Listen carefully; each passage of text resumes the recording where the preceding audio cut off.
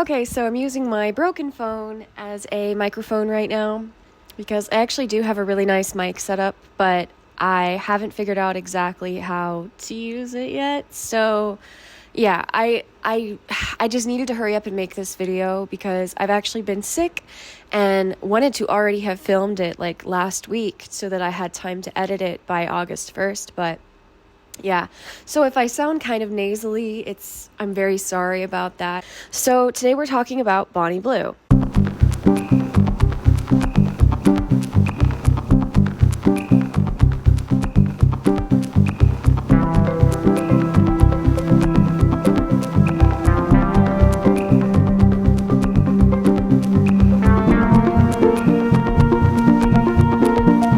Content creator Bonnie Blue is under fire for filming herself sleeping with university students and posting them online. People are calling her out, saying she started dating barely legal, inexperienced guys and acting predatory. Bonnie's 25 years old and is known for making millions by hooking up with students during freshers' weeks in exchange to filming content sleeping with them. It's no secret I have a hobby, which is pleasuring fairly legal 18-year-olds. The backlash around this is intensifying, with people questioning if these young men really understand what they're signing up for. Bonnie says it's all consensual and that students come to her, but the whole thing has kicked off big debates around age, consent and exploitation. People say like, oh, you should be arrested, or, you know, you're a predator.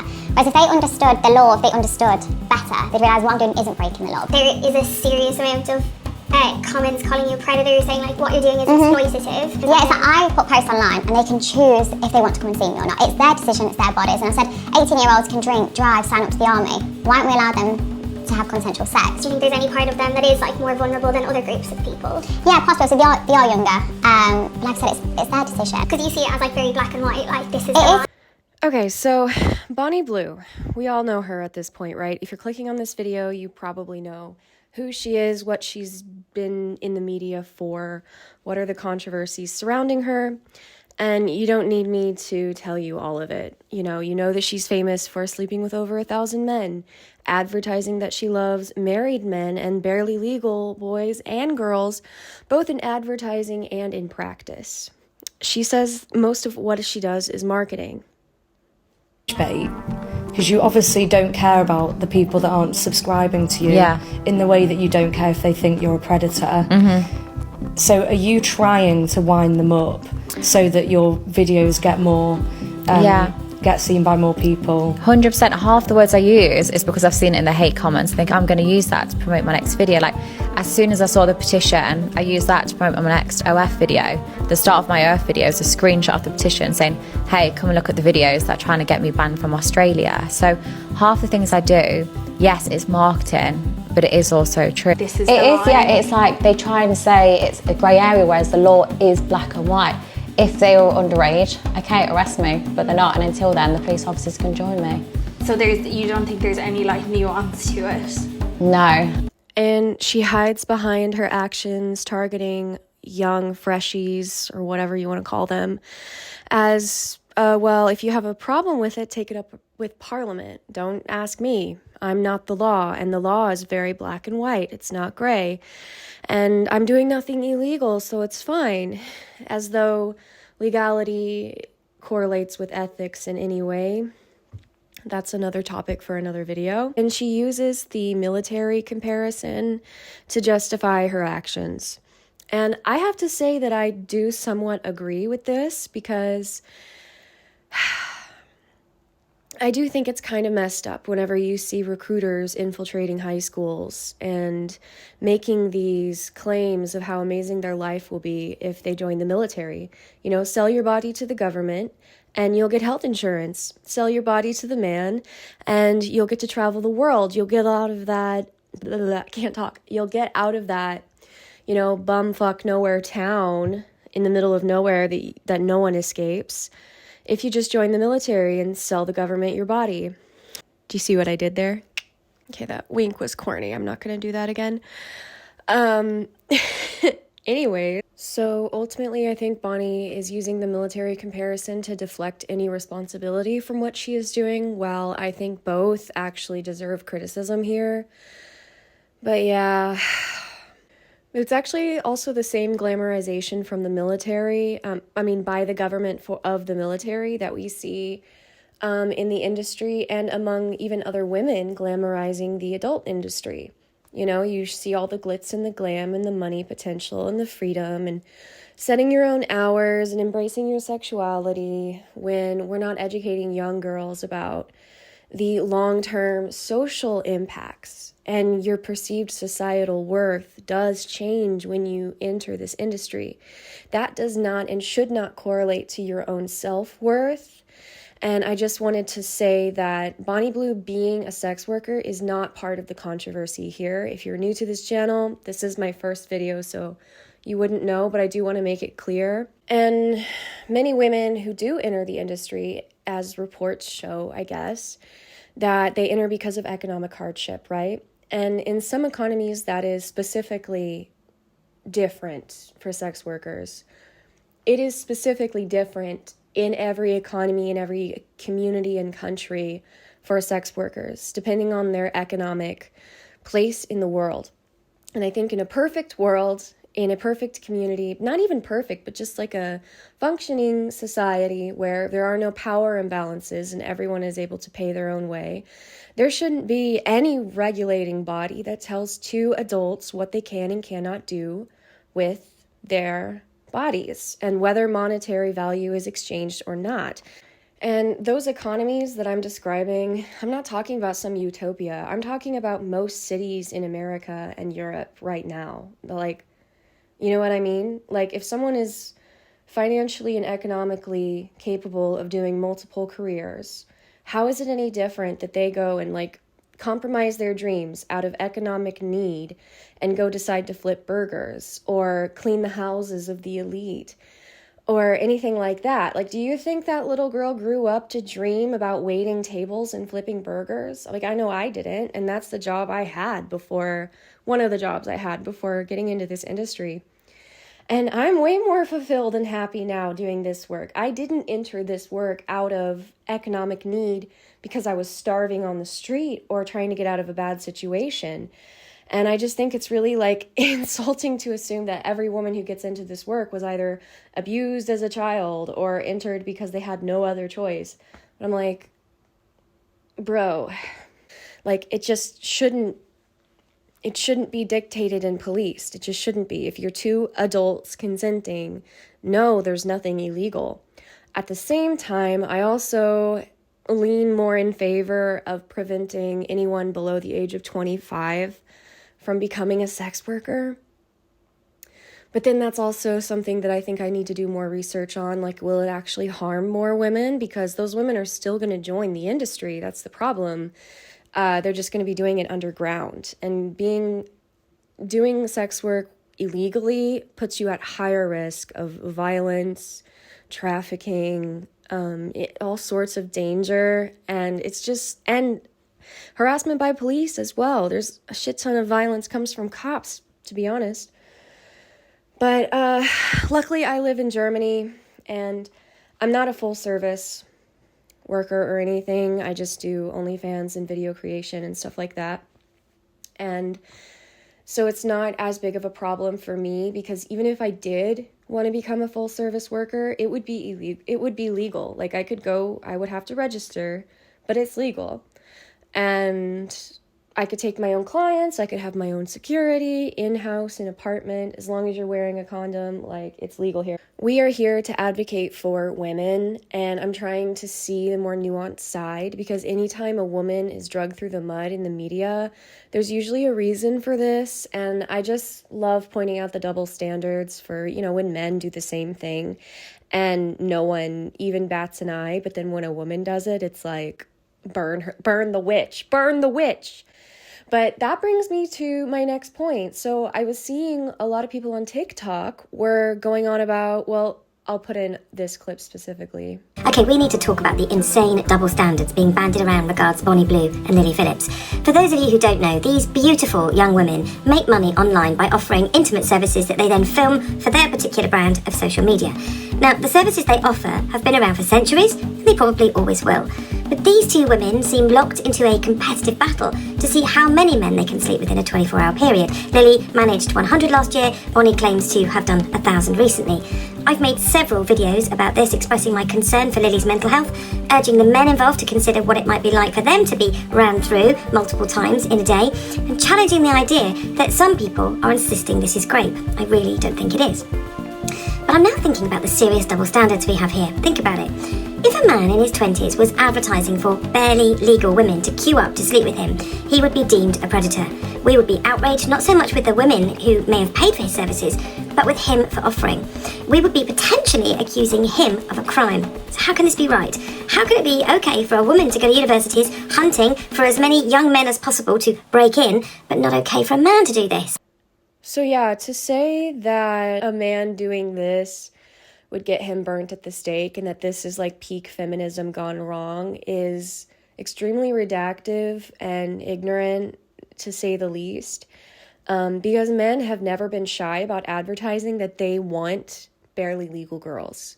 They have never been shy about it. They have openly dated them, courted them, like openly, and no one bats an eye.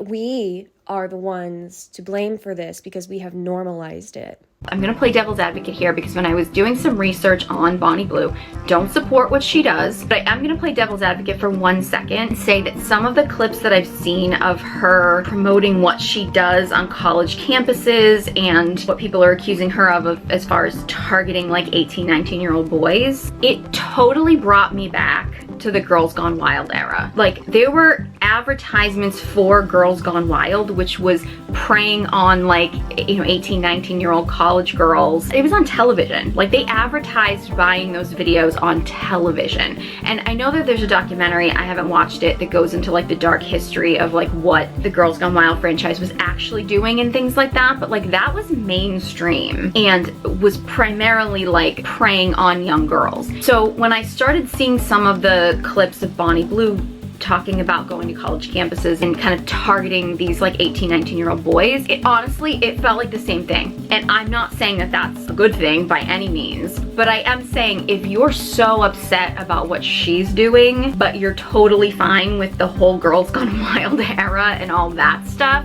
you're a hypocrite.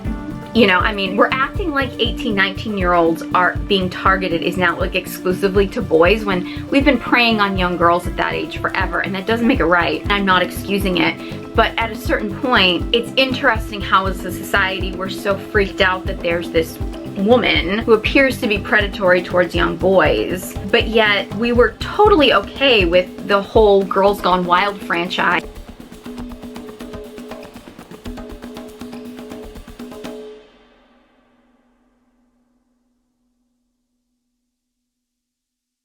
A lot of people are also criticizing her for advertising to married men and saying that she loves them. She's going to steal your man. She's going to steal your dad. She's going to steal your son. It's like, it's really messed up, but here's what people are saying about it. Your dad's also very cute. No, he's a good looking guy. Married. That's okay. Committed. That makes no difference. My mom's crazy. It's alright, I don't need your mom, I just need your dad. Oh, she'd kill you. My security is quite good, so. Mom, you better watch the fuck out. Can't stop this one. 1,000 men, and she's just trying to take your man? Not my battle, Mom. And then it's Daddy. You're next. Bonnie Blue ruined my relationship. So I came home today to find out that my partner of 7 years hasn't only been in Bonnie Blue's queue once, but twice. Apparently he was one of the 1,000 guys to have his way with her. I'm so heartbroken. Like, me and Bonnie are in the same industry. I would never do this to another woman. He had his own Bonnie Blue at home, yet he has to go and queue up with 1,000 other guys. So one thing about that situation that I find interesting is like, okay, big picture, a woman comes out and says that she has been harmed by another woman, and the public is like, no, that was that man's fault. You, like, stop crying, like, that was him, that was not her. But then when that same woman advertises that she, like, loves seeking out married men and is disrespectful about it, then the public is like, yeah, actually, you're right. Like, that's messed up. Like, she shouldn't do that. That's wrong. So which is it? Like, as soon as a woman is profiting off of cheating, that's when you have a problem with it. But if she's cheating for her own self-pleasure, you're just like, yeah, well, it's the man's responsibility. Sorry. I think the issue that people have with you specifically is the fact that you use terms like barely legal. You say that you're babysitting for kids, I think is the word. No, I've never used babysitting. Sorry, babysitting for adults. You did in a podcast with Lottie Moss. But it's like the barely legal, that's what the media gave me. And the media like to penalise But you also women. now use that terminology. You also say that you're educating, but I'm wondering who are you educating? Because a lot of your audience, especially on TikTok, are teenagers. What kind of messaging are you putting out there? Because also I've heard you use say phrases such as women are lazy. If they're not going to give sex to their husbands, then those husbands, dads and barely legal teenagers have a right. Women are not the sexual property of men, and women don't exist to pleasure men. I used to be a full service sex worker, like an escort, and I used to judge men that cheated. And then when I actually started speaking to these men, I was like, you know what, they've got a point. They're going to work, they're looking after their kids, they're still emptying the dishes because the wife's now refusing to do that, saying it should be equal. And then I say, well, when's the last time she gave you a blowjob? When's the last time she fucked you? They couldn't name it. They couldn't even list the amount of times where they've had sexual intercourse. I'm like, of course you're going to need that. Of course you're going to cheat. I think the most insidious part about Bonnie to me is the language that she uses to describe herself and other women and blaming women for cheating. And yes, I find it very disturbing that she seeks out young people. I find that very disturbing. But what I find even more honestly insidious is when you big picture it and you look at the men who are consuming this content and the over 600,000 people who subscribe to her content, who love watching her engage with sex with barely legals and love watching her engage in sex, in hate sex, honestly, that's what it is, where she's dehumanizing herself. And, it would be one thing if that was just a kink, a consensual kink in the bedroom. But when it becomes this public display, like her glass box thing she was trying to pull off, that's no, we have learned that that's a bad idea. We don't need to go down that route again. We already know what men will do when you put yourself in a dehumanizing situation, where she said, I'll be tied up in a glass box, gagged, bent over, begging or whatever, for 24 hours where anyone could do whatever they wanted to her. And I don't think you need me to tell you that that's a really bad idea. This is not about men being creepy or too young to know better. Every woman that heard Bonnie Blue announce her petting zoo project understood instantly that it was about allowing men to live out their violent rapist fantasies. And if you are a man saying that's not what it's about, then you're either one of those men who doesn't want anyone to know, or you are woefully and perhaps willfully ignorant about the nature of your fellow man, because every woman knows already. Some of you have never heard of Rhythm Zero by Marina Abramovic, and it shows, okay? Bonnie Blue's Petting Zoo project is a derivative concept that came from this woman's art performance in 1974, where she stood for 6 hours and invited the audience to do anything they wanted to her, and she provided a table full of 72 items. Some of them were pleasurable items, some of them were things like knives and whips and a loaded gun. These were her instructions, that they could do anything they wanted and that she took full responsibility. So that this whole full consent argument, that's been done before. Now the night starts off tamely enough, but very quickly turns when people realize she is in fact going to allow people to do anything they want. So it says, someone turned her around, someone put her arms in the air, someone touched her somewhat intimately, but by the third hour, all her clothes were cut from her body. In the fourth hour, people began to explore her skin. Her throat was slashed so someone could suck her blood. Various minor sexual assaults were also carried out on her body. So committed to the piece, she would not have resisted even rape or murder. And by the end, somebody had put the loaded gun to her head and began to make her finger pull the trigger. And that's when a fight broke out, and sort of this protective wall of people surrounded her and wouldn't let people keep doing it. And in the end, she got up and started walking towards the audience. Everyone fucking scattered to escape actual confrontation. Now that's what happened when a mixed crowd of men and women went to something they knew was an art performance. That's how quickly it turned to sexual assault and violence and almost death. What do you think is going to happen? Now, I know Bonnie Blue's canceled her petting zoo, but what do you think would happen if it's only men who want to fuck Bonnie Blue, and only men showing up to something where the actual concept is I'm bound and you can do anything you want to me. She's already done stupid stunts about sleeping with 1,000 women. The petting zoo project was specifically about allowing men to like come and indulge their violent rape fantasies. That is what it was about. And again, just like in Marina's art thing, just because she consented doesn't mean the people putting a loaded gun to her head and making her pull the trigger aren't fucking monsters. It's also like even more troubling whenever we see the mirror that Bonnie is, when we see the amount of men willing to participate in this. Like, that is the troubling part to me. The amount of men who are making her rich, filthy rich. Like, reportedly, she said she made her first $1 million a month recently, and that's what she's making monthly now. I don't really know. I don't think it matters if she's making 500,000, $1 million, or $1 billion. She's getting rich off of doing this.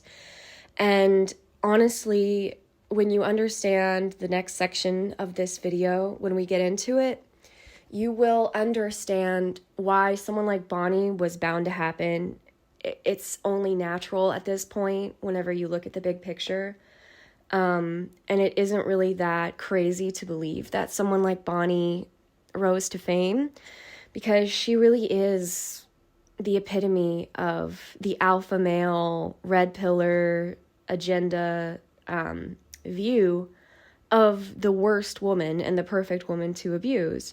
As a worker myself, I wanted to come and comment on my thoughts on the Bonnie Blue petting zoo situation. It's not just controversial, it's actually revealing something deeply unsettling.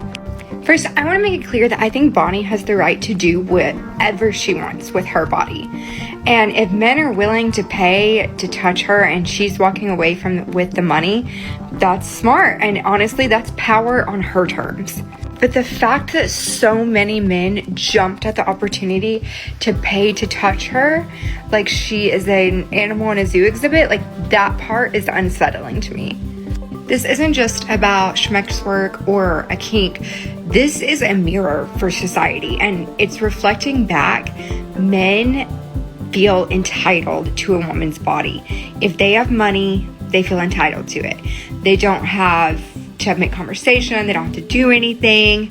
It's not even about consent to them. And that mirror that she is, it's like, I've seen people talk about this, right? That like no one's talking about the men, no one's talking about the men. No one's also talking about our insatiable need and thirst for public outrage. Like, we just need a woman to hate on. Like, we just need to find that next whore, that next Scarlet to burn at the stake. We love using women as scapegoats in our society. And like, that's also part of what she's mirroring here. Like how quick we were willing to point fingers at her before the discourse about the men even started. Like, and that's what she wants. She wants to be the center of attention because she gets all of the money that way. She gets the views, she gets the subscribers, she gets all the clout.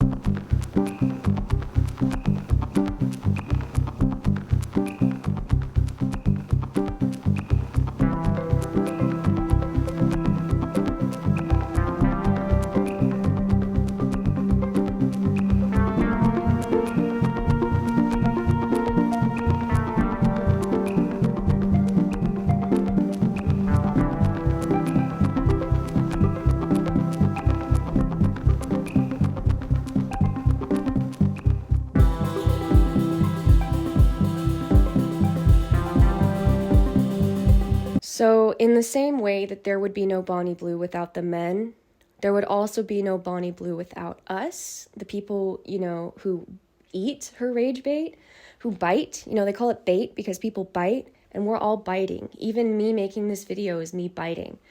And it's only enriching her even further. So if you don't like something, maybe next time just like don't comment, don't leave her hate comments. Just like the ultimate act of rebellion against someone, and the best way to cancel is to disengage. Like, you guys need, we all, me and self included, we need to learn how to disengage a little bit more, because the rage is now a currency, and that's not great. So for me, the primary issue that I have is the market that she's selling to, and these are all men within the manosphere typically. They're psychopaths, and I'll get into why I say that they're psychopaths.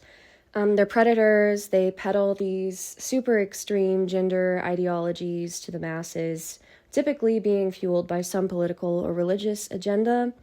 But it's gotten so big that it's not just like a fringe few of extremists who believe that, you know, like a woman belongs in the kitchen, yada, yada, yada.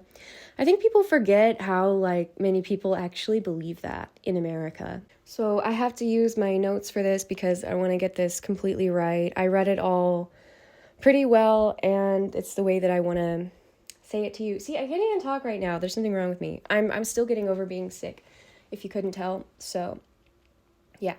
So the men in these spaces believe women to be inferior. Both genders have a set of biological and evolutionary strength and weakness that are inescapable. Women are promiscuous sexual creatures, and they're willing to cheat and lie to men to get what they want and to gain power and money. They believe men have a biological need and evolutionary right to women's bodies. Cheating is normal. Taking control, violating a woman is normal.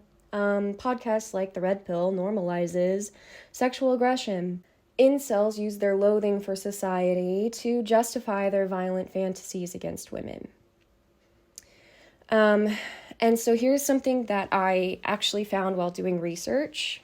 Men who engage in sexually aggressive behavior, whether criminal or not, exhibit striking similarities with psychopaths and exhibit signs of antisocial behavior.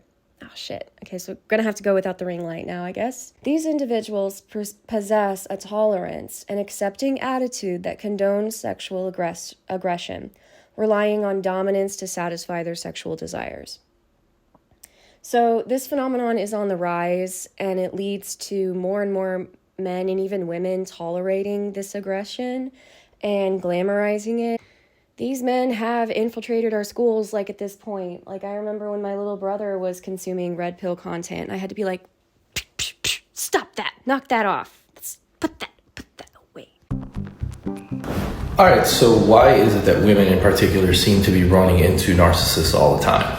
You're going to hear a lot of psychiatrists and psychologists online saying that only 3 to 5% of the population have NPD or some sort of personality disorder. While that might be true, that there's only 3 to 5% of the population that have been diagnosed with a personality disorder, there are definitely a lot more of them running around. The reason you keep encountering men like this is because a lot of guys are adapting a red pill mind. For those of you who are unfamiliar, it's basically a modern dating strategy or personality that you have to adapt in order to combat feminism. So what does the red pill teach? The red pill teaches men how to emulate a dark triad personality. A dark triad personality consists of Machiavellianism, psychopathy, and yes, narcissism. This is why you keep encountering narcissistic men all the time.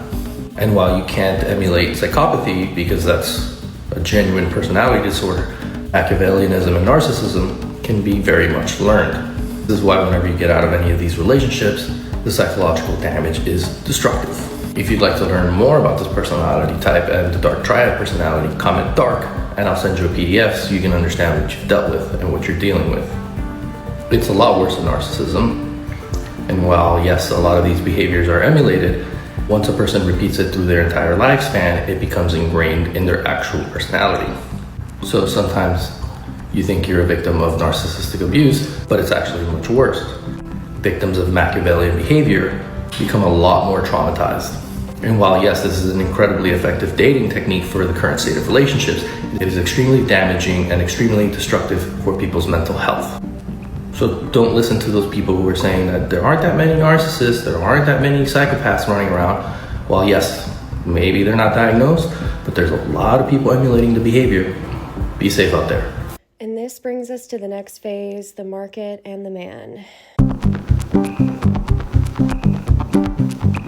Psychopaths are actively involved in creating, distributing, and engaging and identifying with this content. And that's pretty freaking messed up that we now have a multi-million-dollar industry full of types of women who are willing to degrade themselves in order to cater to this market. I think that the porn industry needs to change. There's a lot that I would do differently if I could snap my fingers and change it.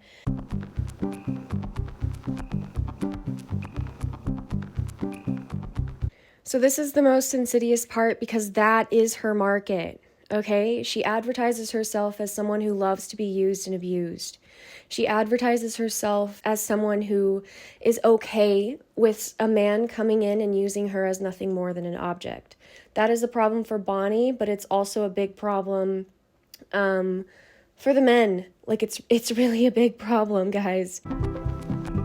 I never gave her safety, I never gave her stability, because safety and stability meant that she could relax and pause. And a woman who feels safe might realize that she doesn't need me. I created chaos inside the entire relationship, created fights over nothing, one day sweet, the next day cruel, going back and forth. And so she stayed second guessing herself, and I controlled her by keeping her anxious, because a stable woman can't be manipulated. But an anxious one stays locked into a relationship much longer than what they want to be. Let this video serve as evidence that these men out here are not silly boys just trying to figure it out. They're well aware when they're manipulative, and they're well aware when they're manipulating you. Things like nagging, ghosting, breadcrumbing, the push and pull method. They know what those things are. Some of them have not only studied those methods, they've mastered them, and they use them on unsuspecting women. This is why you don't tell a man exactly what you're looking for up front, because all he'll do is pretend to be that man until he gets what he wants from you. Never tell the man exactly how to play you. They are constantly looking for inconsistencies in what you're saying and what you are allowing. Confident women don't chase men, they don't entertain inconsistent men, and they don't negotiate their standards. I don't care how confident you say you are, I don't care how confident you think you are. Waiting around for a man to change his mind about one of your standards, or even worse, waiting for a man to change his mind about you, is an insecurity waiting to be exploited, and he will. The only reason you're going back and forth with that man is because you told him what you wanted and he didn't do it. So why are you still there? A man in your life who does not bring you peace is only there to disturb you.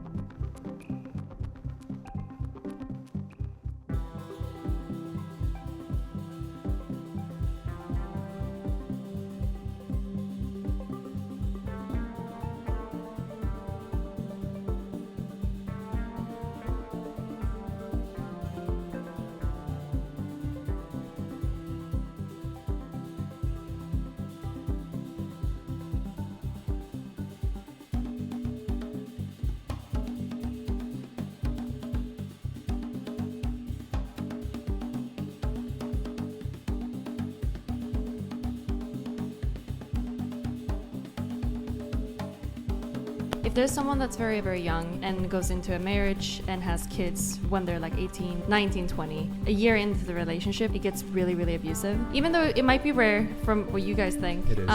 If it would happen, what would you recommend for those people? Would they divorce, or do you want them to keep going in the relationship? Keep going. You can't divorce, and that's not a real thing. Even though it might be like physically abusive? You gotta endure. People are too... You want to stick in the People relationship? are just... See, I mean, look, people I'm gonna be nowadays honest. Are just... For anyone that might be in that situation, what would you recommend? Okay, endure. I'll tell you Would what. they give up I'll tell you divorce? what. It is such an extreme example that I can't give a prescription for what other people should do. What about if two people get married, they have a kid, and then the wife starts cheating? Do you think they should divorce?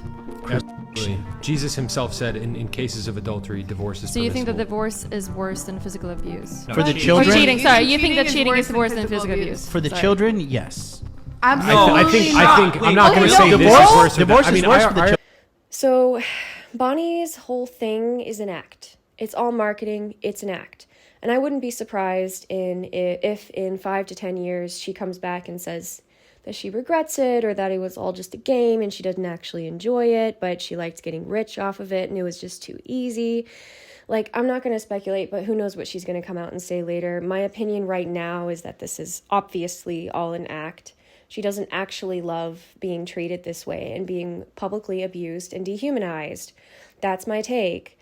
I do not think that Bonnie Blue is a victim. I think what she's doing is very much intentional, and I think it's actually really insulting for our first thought to be like, oh, she must be a victim. Like, as if women do not have their own agency and ability to be bad people. Like, women can be villains too. We are not all pure and ethereal and perfect naturally, who are then corrupted by the world. Like, no, women can also be the bad guy, and she is one of the bad guys, because the market of men engaging in this content are those psychopaths, those red pillars, those alpha males, the people in the manosphere. And that's the most insidious part to me, is like how normalized it's getting, and all those barely legals that she's educating on how to treat a woman, they're just getting this idea reinforced. They're already going to be exposed to those podcasts, but then when they come across someone like Bonnie Blue and they end up in her queue, they're like, yeah, this is awesome. This is just what women are, just this revolving door of something for my to fall into. So even though Bonnie's whole thing is an act, the men who consume her content are not acting. They actually act out and fantasize about acting out their violent fantasies against women, their sexual predator behavior. And they are the biggest problem. And if we're going to weigh any right or wrong, I would say both of them are wrong, but the men are worse. I mean, that could honestly be on a t-shirt, that the men are always worse. But no, I'm not a man hater. I love men. I love dick. So yeah, that's pretty much sums up all of my opinions. And I pulled the TikToks that I felt relevant to talk about. And that's where I'm going to leave it here today, guys. So I hope that you liked my video. I know it was pretty like short, fear, maybe even shallow. I would love to do deeper dives in the future, but I was just really excited to get something out. So I just threw together something quick encompassing my feelings and what I've observed. And I hope that you guys liked this video. I hope you liked my takes. Please subscribe, like, comment, share, just engage in the comments. And if you disagree with everything that I said, like, tell me. You can tell me. I would love to have a conversation. I am always open to expanding my perspectives and my viewpoints and seeing other people's points of views. But I'm also always looking forward to changing your mind. I love arguing. So yeah, comment down below if you'd like to argue or if you liked the content. So I'll see you guys in the next one, hopefully in 2 weeks, I think. That's what I'm shooting for, but I'm going to show and not tell, and I will see you next time.